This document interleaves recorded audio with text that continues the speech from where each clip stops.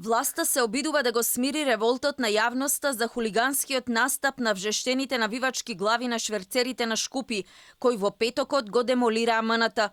Не се знае дали постои писмен договор за изнајмување на театарот, колку чинел и кој го платил. Уништувањето на државниот имот и скандирање на навреди за вице-премиерот Буер Османи е само гласно славење.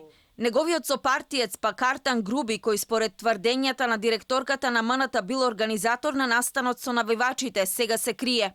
Можеби адреналинот од младоста како навивач на шверцерите во петокот го понел за стисната тупаница на секое селфи од МНТ во преградка на шверцерите, ама сега кога треба да каже кој ќе ја плати штетата, Груби не одговара на телефонските повици. Министерот за култура Хусни Исмаили пак вели дека штетата ќе треба да ја плати организаторот, но тој не знае кој ги организирал шверцерите да гледаат филм во МНТ.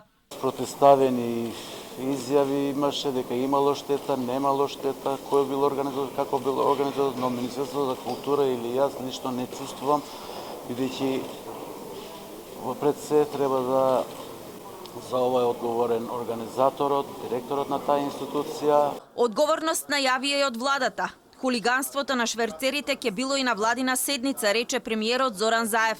Во петокот во новиот театар имаше манифестација по повод 30 годишнината од основањето на навивачката група шверцери. Иако власта се правда дека не знаеле што ќе има во МНТ, МВР настанот го процениле како собир од висок ризик, за што беа наготов околу 200 полицајци.